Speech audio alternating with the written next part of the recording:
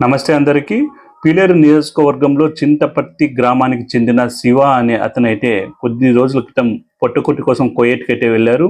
ఇక్కడున్న ఏజెంట్లు అతన్ని అక్కడ కువైట్‌లో మంచి పని ఇప్పిస్తామని చెప్పి అక్కడైతే వారిని అయితే ఎడారిలో అయితే పడేశారు. 2 రోజుల క్రితం ఆయన పాపం ఒక వీడియో అయితే చేశారు. నేను మోసపోయానని, నన్ను ఎడారిలో వేశారని, ఇక్కడ కొన్ని గొర్రెలకు, కుక్కలకు, పావురాలకు ఆహారం ఇస్తున్నానని, నన్ను దారుణంగా మాకు అంటే ఫుడ్ కూడా పెట్టకుండా, తిండి కూడా పెట్టకుండా హింసిస్తాన్నారని ఆయన ఏడుస్తూ ఒక వీడియో అయితే చేశారు. నన్ను ఖచ్చితంగా కాపాడాలని, కాపాడకపోతే నేను ఖచ్చితంగా చనిపోతానని ఆయన వీడియో అయితే చేశారు. ఈ వీడియో అయితే ఇప్పుడు చాలా వైరల్ అయితే అయింది.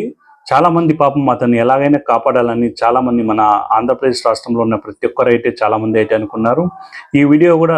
ఈ వీడియోను చూసిన మన ఐటీ శాఖ మంత్రి నారా లోకేష్ బాబు గారు వెంటనే అయితే స్పందించారు. కువైట్లో ఉన్న ఇండియన్ ఎంబసీకి కాల్ చేసి ఖచ్చితంగా అతన్ని కాపాడాలని వారిని అయితే కోరారు.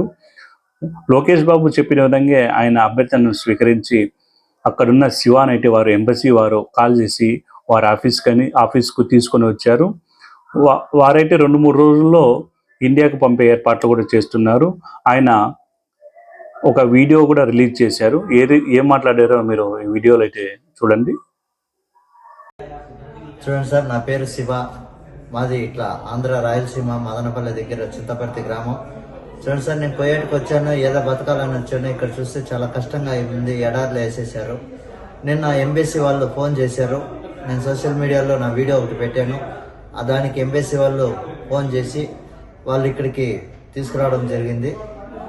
కాకపోతే కొంచెం ఇబ్బందులు, అక్కడ చాలా కష్టపడ్డాను. ఇక్కడికి ఆఫీస్ దగ్గరికి వచ్చాను, సార్ వాళ్ళు తీసుకొచ్చారు. కొంచెం కాకపోతే వాళ్ళు సాయం చేశారు. నేను ఇక్కడ కష్టం చేసి ఎంత బాధలు పడి అలసాట్లు పడి ఇక్కడ చేరుకున్నాను సార్. సార్ వాళ్ళు రావడంతో నా వల్ల ఇక్కడ చేరుకున్నాను. కాకపోతే ఇక్కడ ఉండడానికి రూము, తినడానికి తిండి, మంచి చెడ్డ అన్ని వాళ్ళే చూస్తున్నారు సార్. ఇక్కడ నుంచి ఇండియా పంపించేదాకా సార్ వాళ్ళదే బాధ్యత అని చెప్పారు. నీ మీద కనీసం ఏమీ ఇబ్బంది లేకుండా నీకు క్షేమంగా ఇల్లు చేర్చే బాధ్యత మాది అని చెప్పారు సార్. అందరికీ, ఆఫీసర్లకి, ప్రతి ఒక్కరికి ధన్యవాదాలు తెలియజేస్తూ నాకు సహకరించిన వాళ్ళకందరికీ నమస్కారం సార్. అందరికీ నా ధన్యవాదాలు తెలియజేస్తున్నాను.